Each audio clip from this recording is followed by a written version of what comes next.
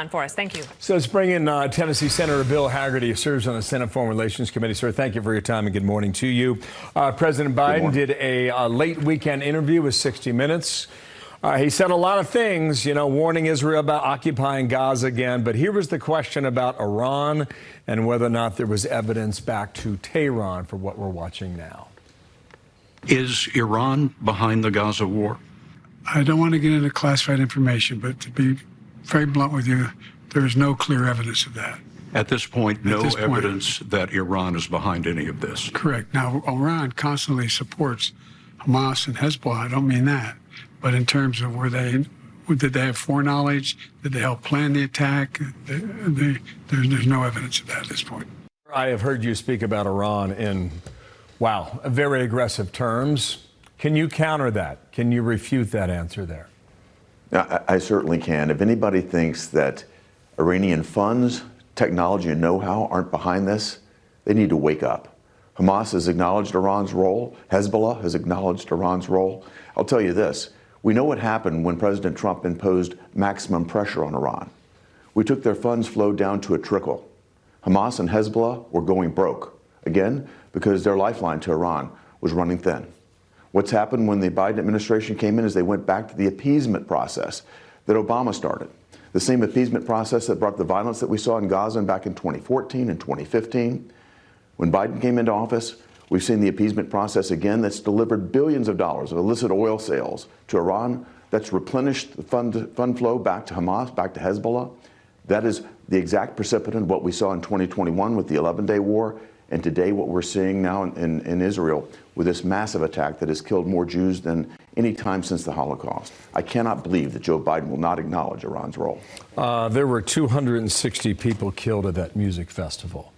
I think there were 3,500 in attendance, and if there were 20,000 in attendance and Hamas could have killed 20,000, I think we know now what their decision would have been.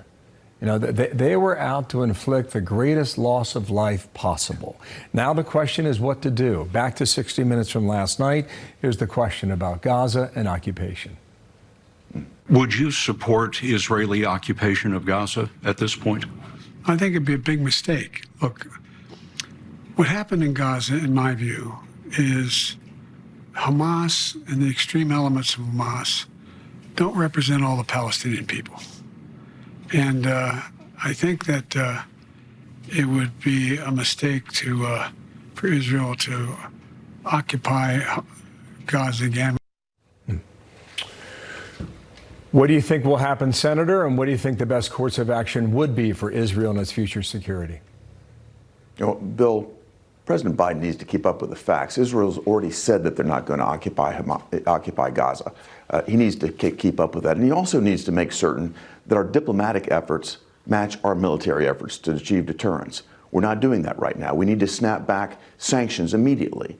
They worked during the Trump administration. They're not working under Biden because they're looking the other way. We need to bring back maximum pressure because that did work. We need to cut off the funds flow to Iran, which will have an immediate impact on Hamas and Hezbollah. That's what we need to be doing. And what should Israel do? Israel needs to do what it can do. They're totally capable of addressing Hamas. We need to give them the headroom to do that. I think we also need to understand that there's going to be a tremendous amount of propaganda coming from Gaza. You notice that Hamas has told their people not to leave, even though the IDF, the Israeli Defense Force, is encouraging people, civilians, to leave Gaza right now. They don't want them involved in this. But Hamas leadership, while they're sitting in the comfort of their hotels in Qatar, are telling Hamas, telling people in Gaza not to leave their homes. They want to see this carnage take place. They don't care about their people. Israel needs to make this clear as well. Yeah. Iranian leadership met over the weekend with the leaders of Hamas. The relationship there is pretty solid, sir. Thank you for your time. Indeed. We'll be in contact throughout the week. Bill Hagerty is a Republican senator from Tennessee. Thank you for being